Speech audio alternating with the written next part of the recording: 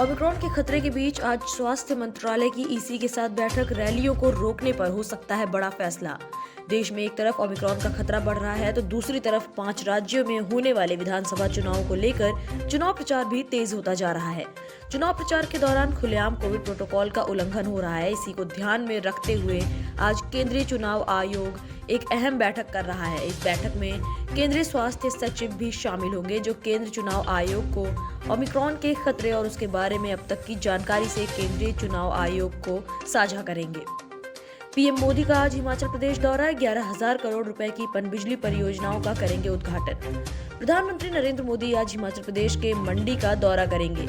यहां पीएम दोपहर करीब 12 बजे 11,000 करोड़ रुपए से अधिक की पनबिजली परियोजनाओं का उद्घाटन और शिलान्यास करेंगे। बता दें, इससे पहले PM Modi Himachal Pradesh global investors meet के दूसरे ग्राउंड ब्रेकिंग समारोह की अध्यक्षता करेंगे। यूपी के मंत्री का तंज, बोले इस बार बनी बीजेपी की सरकार तो ओवैसी जनेऊ धारण कर जपेंगे राम नाम। उत्तर प्रदेश के पंचायती राज मंत्री भूपेंद्र सिंह चौधरी ने रविवार को दावा किया कि आगामी विधानसभा चुनाव के बाद राज्य में बीजेपी की दोबारा सरकार बनने पर एआईएमआईएम के मुखिया ओवैसी जनेऊ धारण करके राम का नाम जपने लगेंगे। देश में बदला मौसम का मिजाज, कहीं झमाझम बारिश तो कहीं जमकर हुई बर्फबारी। देश में कल अचानक मौसम का मिजाज बदल गया। कल दिल्ली एनसीआर में सुबह से कोहरा छाया रहा, लेकिन रात में हुई बारिश से अब मौसम एकदम साफ हो गया है। पहले बारिश और बाद में हल्की हवा चलने से दिल्ली एनसीआर में रह रहे लोगों को प्रदूषण से भी थोड़ी राहत मिली। वहीं पहाड़ी राज्य हिमाचल और जम्मू कश्मीर में बढ़ती ठंड से जीवन अस्त व्यस्त है। बीजेपी और अमरिंदर सिंह की पार्टी के बीच सीटों पर बनी बात, आज फॉर्मूले को दिया जा सकता है अंतिम रूप। भारतीय जनता पार्टी और कैप्टन अमरिंदर सिंह की हाल ही में गठित पंजाब लोक कांग्रेस के सोमवार को पंजाब विधानसभा चुनाव के लिए सीटों के बंटवारे के समझौते को अंतिम रूप देने की उम्मीद है। इस गठबंधन में अकाली दल संयुक्त के सुखदेव सिंह ढींढसा के शामिल होने के संकेत हैं। सूत्रों के मुताबिक बीजेपी गठबंधन में बड़ी सहयोगी होगी। ब्राह्मणों को मनाने के लिए बीजेपी का नया फॉर्मूला, अजय मिश्रा टेनी का कद बढ़ाने की हुई तैयारी। बीजेपी ने यूपी में होने वाले विधानसभा चुनाव के लिए 403 सीटों पर ब्राह्मणों तक पहुंचने के लिए 16 सदस्यीय समिति बनाई है। इस समिति में अजय मिश्रा टेनी को भी शामिल किया गया है। बैठक में ब्राह्मणों को साधने के लिए प्लान के तहत उत्तर प्रदेश के सभी बड़े ब्राह्मण नेताओं को मैदान में उतारकर बीजेपी ने ब्राह्मणों के लिए किए गए कार्यों को बताने की जिम्मेदारी इन्हें सौंपी है। इसके लिए एक 16 सदस्यीय समिति बीजेपी ने बनाई है, जिसमें अजय मिश्रा टेनी को भी शामिल किया गया है।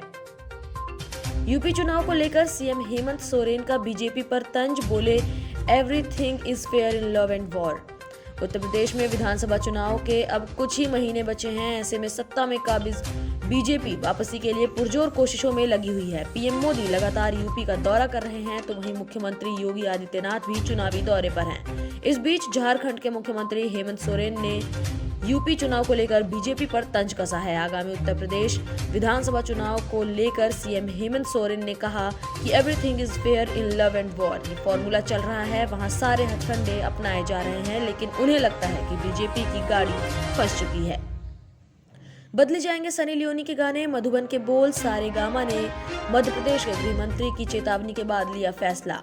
बॉलीवुड अभिनेत्री सनी लियोनी के रिलीज हुए गाने मधुबन में राधिका नाचे विवादों में घिर गया है। गाने पर हिंदू भावनाओं को आहत करने के आरोप लगे हैं।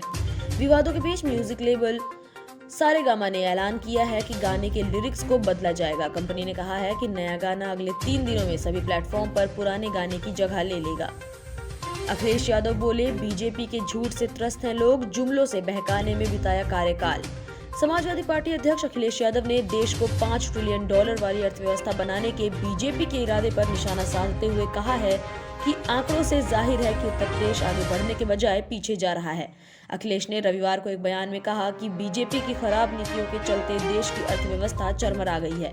प्रधानमंत्री देश की अर्थव्यवस्था को 5 ट्रिलियन बनाने का सपना दिखा रहे हैं, मगर इस दिशा में कोई ठोस कदम उठाने का अब तक कोई संकेत नहीं दिखा है।